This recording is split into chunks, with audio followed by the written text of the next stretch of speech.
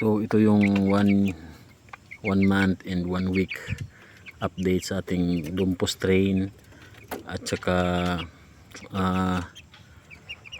Shamo General, or mali yata kasi yung tatay nito is Dumpo strain, yung inay nito is kalimutan ko yung kanyang line ng Shamo.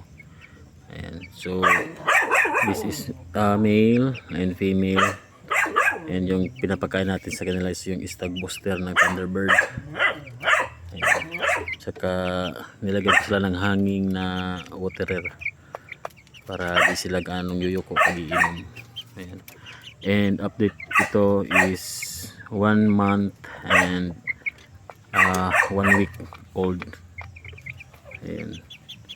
So unti-unti nang visible yung kanyang balahibo dito sa ulo niya, pati dito sa likod. Ayan. So ito yung male, guys.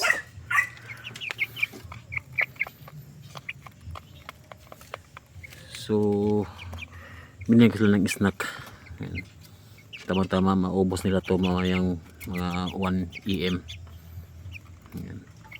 Tsaka nilagyan ko ng ilaw para pag gusto nilang uminom at saka kumain is hindi sila mahihirapan. So stay tuned lang, guys, para sa ating update ng ating Shamo breed ng mga manok. Bye bye.